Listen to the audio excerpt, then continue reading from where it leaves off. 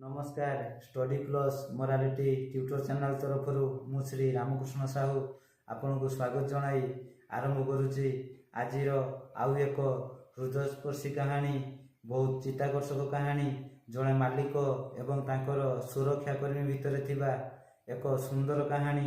तेणु आ डेरी नक बर्तमान कहानी आरंभ करवा। कहानी एपरी थिला, ललित नामक जड़े युवक थिला। से गोटे बरफ कंपानी रे काम करती। से जतेबेले तांको ऑफिस को जाती सेतेबेले सही कंपानीर गेट निकटरे जड़े सुरक्षाकर्मी छिड़ा होता। तांको हरे कृष्ण मौसा बोली संबोधन करती। जतेबेले से ऑफिस फेरती कहती मौसा हरे कृष्ण मु घर को चलिली। पुणी ता पर दिन जतेबेले से ऑफिस को आसती से मौसा सिक्यूरीटी मौसा सहित देखा हुए एवं से मौसा को सम्मान जनाई कहती हरे कृष्ण मौसा। यही तांकर प्रतिदिन कर्ममय जीवन बहुत सुंदर भाव में अतिबाहित होता है। मौसा मध्य तांको प्रतिदिन प्रत्युत्तर रे कहते हरे कृष्ण छुआ बहुत भलरे रुह। यहीपरि चली थाए। दिने ललित कंपानी को सकाळ गले एवं से मौसा को पूर्व भली हरे कृष्ण मौसा कही चलीगले। तापरे कंपानीर काम शेष है।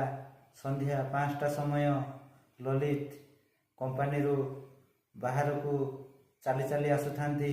तांकर मने पड़गला जे मु जो आइस चेम्बर रे काम करे ताहार चाबी खुला रही जाइनी तो मु टिकिए देखी आसे। यह कही ललित पुणी से कंपानी भीतर को चली गले। जोठारे बरफ तैयारी हुए से आइस रूम को प्रवेश कले एवं ता भीतर देखिले जो मेकानिक जिनिस गुड़ा बंद करिया कथा से बंद करी नहीं।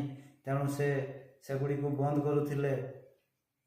इति समय रे कौन होईची ना कंपानीर अन्य कर्मचारी माने देखिले जे कंपानी आउ केही नाहंती। तेणु से माने कंपानीर भितर थिबा समस्त गेट बंद करी बाहर को चली आसिले।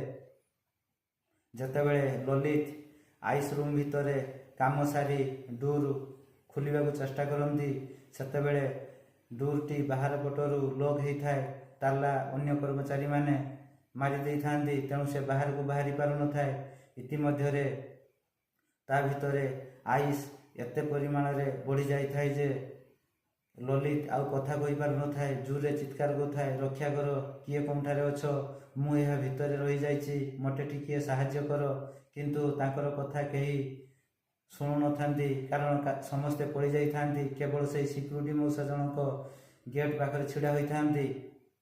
इतिमध्य ललित निज पॉकेट रे हाथ मारी देखिला तांको मोबाइल रु कहा कॉल करने जितेबाला से पॉकेट रे हाथ मारे आउ पॉकेट रे मोबाइल नहीं। से जितेबाला यही आइस रूम भीतर को आसी मोबाइल टी बारंडारे थिबा टेबुल उपरे छाड़ी दे आसी। तेणु निजक बहुत हतभाग्य मन गले। एपटे तांकर शरीर आस्ते आस्ते ठंडा होबार लगुए कारण आइस फैक्टरी भितर बेसी समय रहिबा संभव नुहे। कारण सेठी -0 डिग्री रु कम 0 डिग्री रे आइस हुए जल बरफ हुए बरफ मध्य तैयारी होता है। से दिन मध्य तैयारी होतिला। इतिमध्य से अचेत अवस्था को चली आसुथांती। एही समय से जो सिक्यूरीटी मौसा थिले से भाविले जो युवक जनक ललित युवक जनक आम सार से प्रतिदिन जितेबाला कंपानी को प्रवेश करती मते हरे कृष्ण कही संबोधन करती। पुणी जितेबाला कंपानी फेरती पुणी मते हरे कृष्ण बोली कही संबोधन कर निज घर को जाती। किंतु आज से सकाଳେ जितेबाला कंपानी भीतर को जाइतिले मते हरे कृष्ण बोली संबोधन करथिले। किंतु एते पर्यंत कहीं तो तांकर देखा नाही।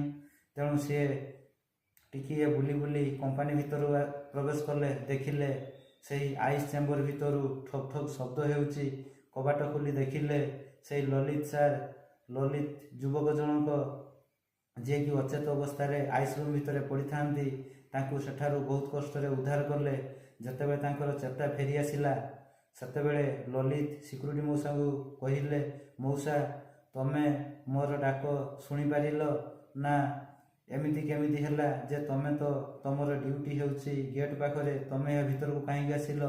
तापरे मौसा जनक कहिले मु जितेबाला गेट पाखे छिड़ा होती भाविली आपण सकाळ आसी मते हरे कृष्ण बोली कही आसी କିନ୍ତୁ ସନ୍ଧ୍ୟା ହୋଇଗଲାଣି କିନ୍ତୁ ଆପଣ ଫେରି ନାହାନ୍ତି। ତେଣୁ ମୋର ମନେ ପଡ଼ିଗଲା।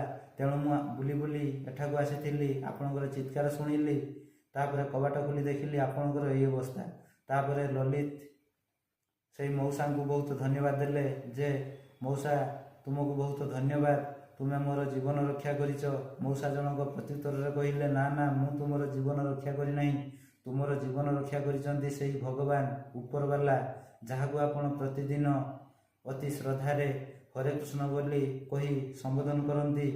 ହରେ କୃଷ୍ଣ ବୋଲି କହି ତାଙ୍କର ନାମ ନିଅନ୍ତି, ମୋତେ ସମ୍ବୋଧନ କରନ୍ତି, କିନ୍ତୁ ନାମ ନିଅନ୍ତି ତାଙ୍କର ସେହି ଉପରବାଲା, ସେହି ଜଗତର କର୍ତ୍ତା, ଜଗତର ସ୍ରଷ୍ଟା, ସମସ୍ତଙ୍କର ରକ୍ଷାକର୍ତ୍ତା ଭଗବାନ ଆପଣଙ୍କୁ ଆଜି ରକ୍ଷା କଲେ। ତେଣୁ ତାଙ୍କୁ ଧନ୍ୟବାଦ ଦିଅ। ମୁଁ ହେଉଛି କେବଳ ନିମିତ୍ତ ମାତ୍ର। ଏତିକିରେ କାହାଣୀଟି ଶେଷ ହେଲା। କାହାଣୀଟିରୁ ଆମେ ଏହା ଶିଖିବାକୁ ପାଇଲୁ ଯେ ଆମେ ପ୍ରତିଦିନ ଯେକୌଣସି କର୍ମ କରୁ, ଭଲ କର୍ମ ହେଉ ବା ଖରାପ କର୍ମ ହେଉ, ଥରୁଟିଏ ତାଙ୍କର ନାମ ଉଚ୍ଚାରଣ କରିବା ନିହାତି ଦରକାର। ଆମେ ପ୍ରତିଦିନ କାହାକୁ ନା କାହାକୁ କିଛି ଗୋଟିଏ ନିର୍ଦ୍ଦିଷ୍ଟ ଶବ୍ଦ କହି ସମ୍ବୋଧନ କରିବା ଆମ ପାଇଁ ବହୁତ ଶୁଭଦାୟକ ହେବ। ସେହି ଭଗବାନଙ୍କର ନାମ ନେଇ ଯଦି ଆମେ ପ୍ରତିଦିନ ସମ୍ବୋଧନ କରିବା ତାହେଲେ ଆମେ ନାହିଁ ନଥିବା ବିପଦରୁ ମଧ୍ୟ ଉଦ୍ଧାର ହୋଇପାରିବା। ଏଥିରେ ଆଦୌ ସନ୍ଦେହ ନାହିଁ। ଏହି କାହାଣୀଟିରୁ ସ୍ପଷ୍ଟ ବୁଝାପଡ଼ୁଛି ଯେ ଭଗବାନ ହେଉଛନ୍ତି ହର୍ତ୍ତାକର୍ତ୍ତା। ସେ କାହାକୁ କେତେବେଳେ କେଉଁ ଉପାୟରେ କିଭଳି ଭାବରେ କେଉଁ ସମୟରେ କାହା ଦ୍ୱାରା ସାହାଯ୍ୟ କରିବେ ସେ କଥା ସେ ହିଁ ଜାଣନ୍ତି। ଆମେ ମଣିଷ କେବଳ ନିମିତ୍ତ ମାତ୍ର। ତେଣୁ ସେହି ଜଗତର କର୍ତ୍ତା ପରମ ଈଶ୍ୱରଙ୍କୁ ଆନ୍ତରିକ ଧନ୍ୟବାଦ, ଆନ୍ତରିକ ଶୁଭେଚ୍ଛା, ଆନ୍ତରିକ ପ୍ରଣାମ। ଆଶା କରୁଛି କାହାଣୀଟି ଆପଣମାନଙ୍କୁ ଭଲ ଲାଗିଥିବ ଏବଂ କାହାଣୀଟିରୁ ଆପଣମାନେ ଏହାର ସାରମର୍ମ ଭଲ ଭାବରେ ହୃଦୟଙ୍ଗମ କରିବେ, ଉପଲବ୍ଧି କରିବେ, ଅନୁଭବ କରିବେ। ରହୁଛି। ଜୟ ବଜରଙ୍ଗବାଲି।